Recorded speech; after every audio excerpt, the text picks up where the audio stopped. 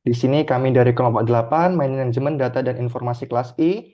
Ada saya Ahmad Rijaluddin Nisbil Kamal, ada Pak Dwi Widardo, ada Pak Rahmat, dan juga ada Mbak Rida ingin mempresentasikan tugas grup project kami yaitu Enhance Entity Relationship Studi Kasus Shopee Seller.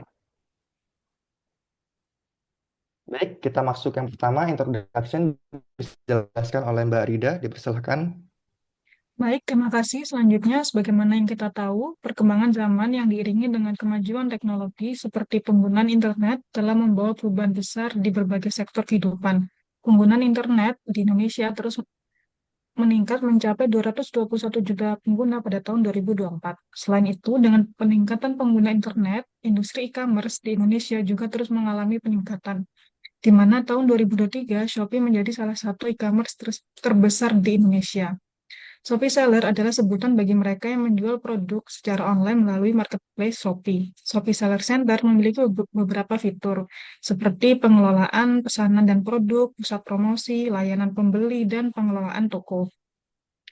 Sebagai salah satu e-commerce dengan pengguna terbanyak di Indonesia, adanya perancangan basis data yang baik seperti ERD dapat membantu Shopee dalam mengelola berbagai informasi dengan terstruktur, sehingga Shopee dapat meningkatkan kualitas pelayanan maupun meningkatkan efisiensi operasional. Dengan dibuatnya ERD dipercaya dapat membantu perancang dalam menganalisis database yang dibuat. Next.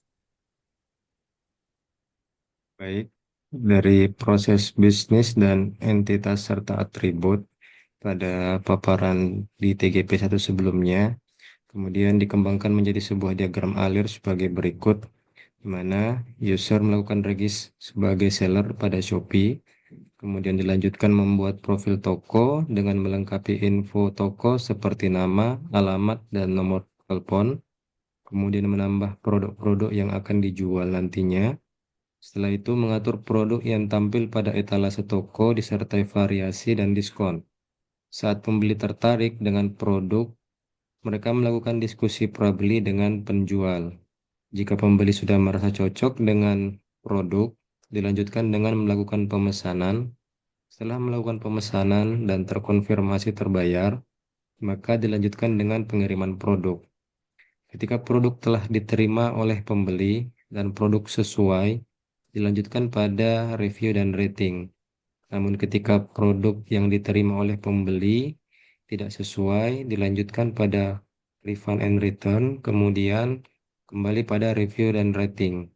Setelah pembeli memberi rating dan review, maka performa toko diperbarui. Next.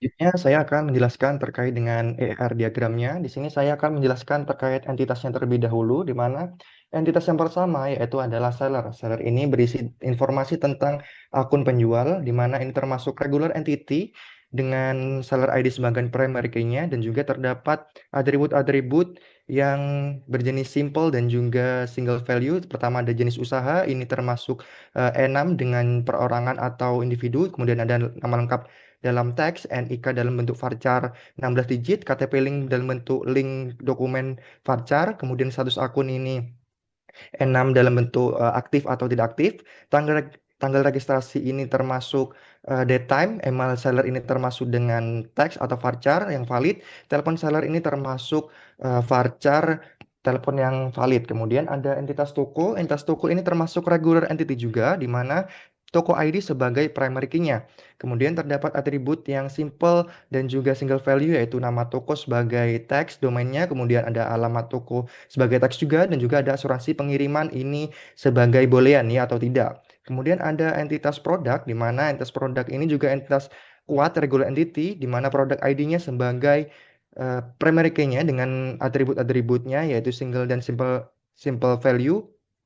Ada satu multi value yaitu foto produk. Untuk nama produk ini berbasis teks, untuk foto produk berbasis varchar seperti link dokumennya itu multi value. Kemudian ada deskripsi berbasis teks, kategori berbasis enam seperti elektronik dan lain sebagainya. Produk berbahaya ini boolean ya atau tidak. Status produk ini seperti dijual atau draft. itu enam. Kemudian harga ini termasuk float lebih besar sama dengan nol. Untuk stok ini integer lebih besar sama dengan nol. Tanggal ditambahkan ini date time. Kondisi ini adalah enam, kondisi baru atau lama. Kemudian ada berat ini termasuk dengan float lebih besar sama dengan nol. Ada pre-order ini boolean atau tidak, dan juga minimal pembelian ini termasuk integer lebih besar sama dengan nol. Kemudian ada entitas variasi. Entitas variasi ini merupakan weak entity karena dia sangat bergantung pada produk. Di mana di entitas variasi ini memiliki nama variasi sebagai partial key-nya. Kemudian ada stok variasi ini, dia dalam bentuk integer lebih besar sama dengan nol, simple dan single value. Kemudian ada harga variasi ini dalam bentuk float, simple single value. Kemudian saya ingin menjelaskan terkait dengan diskon, di mana di sini diskon itu termasuk entitas kuat dan kami mengkategorikannya sebagai superclass karena kami mengasumsikan diskon itu terdapat tiga jenis, yaitu voucher toko, promote produk, dan juga flash sale, di mana untuk diskon sendiri itu terdapat primary key diskon ID, terdapat nama diskon sebagai teks itu single dan simple value, kemudian presentase ini simple single value dalam bentuk float lebih besar sama dengan nol, tanggal mulai ini simple single value dan juga date time, kemudian untuk tanggal berakhir ini simple single value dalam bentuk date time juga. Kemudian untuk voucher toko itu semuanya atributnya adalah simple single value, ada minimal belanja ini dalam bentuk integer, max diskon ini dalam bentuk float lebih besar sama dengan nol, untuk kuota pemakaian ini dalam bentuk integer, dan max per pembeli ini dalam bentuk integer juga. Kemudian untuk produk sendiri juga promo produk juga simple dan single value, yaitu batas pembelian promo itu termasuk integer lebih besar sama dengan nol. Untuk flash sale sendiri itu terdapat dua atribut, yaitu simple single value. Yang pertama stok VS atau flash sale itu dalam bentuk integer lebih besar sama dengan nol, dan juga batas pembelian FS itu lebih besar sama dengan nol. Dan untuk selanjutnya bisa dilanjut oleh Pak Dwi. Saya persilakan. Baik, terima kasih Pak Rijal. Saya akan melanjutkan terkait dengan entitas jasa kirim. Jasa kirim ini termasuk entitas yang reguler, yang mana memiliki 4 atribut, yaitu atribut jasa ID sebagai primary key, yang mana di sini terkategori sebagai simple, atribut, dan single value. Dan secara domain ini juga yang harus unik, dan ini auto requirement atau UUID ya. Kemudian atribut selanjutnya adalah toko ID, nama jasa, jenis layanan. Toko ID sendiri ini sebagai foreign key dari entitas toko, dan pada umumnya ini adalah untuk atribut kategori sebagai atribut simple atribut dan single value atribut. Um, Kemudian untuk entitas selanjutnya adalah pembeli. Pembeli di sini memiliki 5 atribut. Pembeli sendiri sebagai regular entity. Pada umumnya atribut-atribut di sini adalah simple atribut dan single value atribut. Atribut di sini terdiri dari pembeli ID sebagai primary key, dan ini harus unik. Kemudian ini juga tidak boleh nol. Atribut lain adalah nama pembeli, email pembeli, telepon pembeli, dan alamat pembeli. Kemudian selanjutnya adalah entitas pesanan. Entitas pesanan ini termasuk regular entity, yang mana terdiri dari 9 atribut, pesanan ID sebagai primary key-nya. Namun di sini juga terdapat foreign key yang berkaitan langsung dengan entitas pembeli, yaitu atribut pembeli ID. Nah, di sini juga pada umumnya adalah simple atribut dan single value atribut. Kemudian atribut-atribut lain juga perlu saya sebutkan, yaitu tanggal pesanan, status pesanan, total harga, metode pembayaran, tanggal kirim, dan tanggal terima. Selanjutnya ada detail pesanan. Detail pesanan ini tergolong sebagai weak entity, yang mana dia bergantung terhadap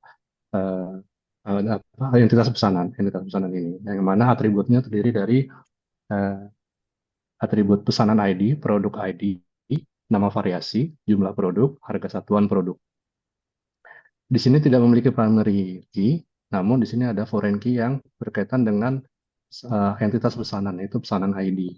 Di sini juga atributnya tergolong sebagai atribut simple atribut dan single value atribut. Selanjutnya adalah entitas chat, yang mana chat ini juga termasuk regular entity, yang terdiri dari chat ID, seller ID, pembeli ID, isi pesan, waktu kirim, dan tipe pengiriman, yang mana di sini tergolong kategori sebagai simple atribut dan single value atribut. Di sini chat ID sebagai primary key dan seller ID dan pembeli ID sebagai foreign key yang berkaitan langsung dengan entitas seller dan entitas pembeli. Kemudian selanjutnya adalah review. Entitas review ini entitas relasi, yang mana terdiri dari atribut, ada 5 atribut, yaitu produk ID sebagai foreign key, pembeli ID foreign key, rating, komentar, dan lampiran review. Ini juga tergolong sebagai simple atribut dan single value atribut. Kemudian untuk entitas selanjutnya adalah performa toko. Performa toko memiliki 6 atribut yang mana terdiri dari performa ID, toko ID, periode tingkat respon, rata rating, dan fulfillment rate. Pada umumnya di sini adalah simple atribut dan single value atribut, kecuali ada satu atribut yaitu rata rating, yaitu derived atribut. Yang mana di sini adalah hasil dari rating adalah kumulatif dari hasil ulasan oleh para pembeli yang dilakukan untuk entitas performa toko. Di sini sebagai primary key adalah performa ID dan toko ID sebagai foreign key-nya. Kemudian secara terakhir adalah ada refund. Refund adalah regular entity. Terdiri dari ada 13 atribut, yaitu refund ID sebagai primary key, pesanan ID sebagai foreign key dari entitas pesanan, kemudian tanggal pengajuan, alasan refund, solusi refund, jumlah refund, rekening pengembalian, deskripsi pengajuan, lampiran bukti, status refund, tanggapan seller, status tanggapan seller, dan tanggal tanggapan. Semua terkategori sebagai simple dan single value. Kemudian, silakan lanjut. Selanjutnya, dalam diagram EER berikut antara entitas seller toko, toko produk, maupun toko performa toko memiliki jenis derajat relasi binary, yaitu relasi antara dua entitas, di mana dalam pengelolaan satu akun seller, wajib memiliki tepat satu toko, sehingga kardinalitasnya adalah satu-satu. Dan dalam satu akun seller, toko itu sendiri juga wajib dimiliki oleh seller, sehingga kardinalitasnya juga satu-satu. Toko yang dimiliki oleh seller maksimal memiliki satu rating performa toko, namun bisa juga tidak memiliki performa toko karena merupakan toko baru, sehingga kardinalitasnya adalah 0,1. Dan entitas performa toko pasti dimiliki oleh entitas toko, sehingga kardinalitasnya adalah 1,1. Selanjutnya, dalam satu akun seller, toko diwajibkan minimal menjual satu produk dan bisa menjual banyak produk, sehingga kardinalitasnya adalah 1N. Dan untuk sebuah produk hanya bisa dimiliki oleh satu toko, yang artinya dua produk yang sama tidak bisa dijual dalam satu toko atau tidak boleh ada dua entry produk yang sama di toko, sehingga kardinalitasnya adalah satu-satu. Next. Ya, untuk selanjutnya relasi memilih jasa kirim di mana jenis relasinya adalah binary karena melibatkan dua entitas yaitu toko dan jasa kirim di mana minim toko di mana cardinality rasionya minimal 1 dan maksimal n. eh, Pada saat mendaftar akun seller, toko seller tersebut harus memilih jasa kirim yang digunakan dan dapat memilih beberapa jasa kirim. Selanjutnya ada relasi produk memiliki variasi, di mana jenis relasinya adalah binary karena melibatkan dua entitas, yaitu produk dan variasi, di mana cardinality rasionya minimal 1 dan maksimal n, dengan produk yang dijual eh, biasanya memiliki variasi tertentu seperti ukuran, warna, dan lain-lain. Kemudian ada relasi produk mendapatkan diskon dengan jenis binary yang melibatkan dua entitas yaitu produk dan diskon dengan cardinality ratio minimal 1 dan juga maksimal banyak, n atau banyak, di mana produk yang dijual bisa mendapat beberapa jenis diskon. Kemudian relasi pesanan memiliki detail pesanan dengan jenis relasi binary yang melibatkan entitas pesanan dan detail pesanan dengan cardinality ratio minimal 1 dan maksimal banyak. Kemudian relasi ini memiliki atribut subtotal verified, di di mana jumlah harga satuan untuk seluruh pesanan dilakukan pada suatu produk, di mana suatu pesanan bisa mencakup lebih dari satu item dan setiap detail pesanan hanya memiliki satu pesanan. Next. Baik, selanjutnya saya ingin menjelaskan relasi antara produk dan juga detail pesanan, di mana ini termasuk binary dan juga one to many, many-nya di sisi detail pesanan, sehingga detail pesanan memiliki foreign key yaitu product ID. Maksudnya di sini adalah setiap produk itu dirujuk oleh minimal satu di detail pesanan atau banyak dirujuk di detail pesanan seperti itu. Sementara detail pesanan sendiri itu pasti merujuk pada satu produk seperti itu. Kemudian untuk relasinya selanjutnya itu relasi antara variasi dengan detail pesanan. Nah, ini itu termasuk relasi yang binary dan juga one to many. Many-nya di sisi pesanan, detail pesanan, sehingga di detail pesanan terdapat foreign key yaitu nama variasi. Nah, maksudnya di sini hubungannya adalah variasi ini itu pasti dirujuk oleh satu di detail pesanan dan juga dirujuk oleh banyak di detail pesanan. Nah, sementara itu untuk detail pesanan sendiri itu bisa jadi tidak merujuk pada variasi apapun karena mungkin eh, tidak ada variasi di produk tersebut. Makanya ini minimalnya adalah nol. Seperti itu. Kemudian untuk relasi yang selanjutnya adalah pembeli dengan pesanan. Ini kardinalitasnya adalah one to many, many-nya di sisi pesanan, sehingga ada foreign key, pembeli ID di pesanan. Nah, ini itu kardinalitasnya one to many tadi, dan binary. Maksudnya adalah pembeli ini itu bisa jadi tidak membuat pesanan apapun. Tapi jika pembeli itu membuat pesanan, maka membuat pesanannya bisa lebih dari satu, seperti itu. Sementara itu untuk di sisi pesanan sendiri, pesanan ini itu pasti dibuat oleh satu pembeli, seperti itu. Kemudian untuk relasi yang selanjutnya adalah seller dengan pesanan. Ini relasi yang binary. Kemudian ini one to many, many-nya di sisi pesanan, sehingga di pesanan ini terdapat seller ID. Nah, maksudnya di sini adalah suatu seller itu bisa belum menerima pesanan apapun seperti itu. Tapi apabila seller ini menerima pesanan, itu bisa menerima lebih dari satu pesanan. Sementara itu untuk pesanan sendiri itu pasti diterima oleh satu seller. Jadi kurang lebih seperti itu. Bisa di next untuk Pak Dwi. Baik, saya akan mencoba menjelaskan terkait dengan relasi antara pembeli dan chat, dan penjual dengan chat, pembeli dengan produk, dan pesanan dengan refund. Yang pertama, pembeli dengan chat. Apabila pembeli ingin melakukan pemesanan, biasanya pembeli itu ingin menghubungi seller via chat. Nah, kadang juga tidak. Maka di sini secara koordinatif pembeli mencoba untuk mengirimkan chat kepada seller dengan minimum nol, bisa saja tidak mengirim jika ingin membeli. Kemudian maksimum bisa pembeli dengan pembeli ID yang banyak. Itu juga memiliki banyak pertanyaan kepada seller sehingga di sini secara cardinality disebut nol dan maksimum many. Nah, secara chat sendiri yang diterima oleh pembeli, ini hanya bisa satu chat yang bisa diterima, kemudian hanya bisa membalas satu chat yang akan dikirim ke pembeli, sehingga secara cardinality, berdasarkan dari chat ID sendiri itu hanya satu dan satu. Selanjutnya, untuk penjual kepada chat atau seller. Seller di sini menerima chat dari pembeli, uh, bisa saja ada pembeli yang tidak perlu melakukan chat apabila ingin membelikan suatu produk, sehingga bisa saja di sini secara koordinasi minimum zero.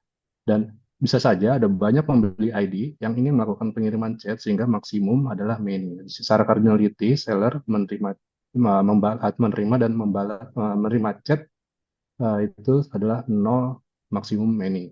Secara chat sendiri yang terbalas itu hanya bisa satu chat minimum dan maksimum satu chat.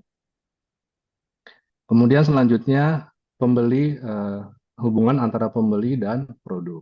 Di sini pembeli melakukan review kepada apa produk yang sudah dibeli.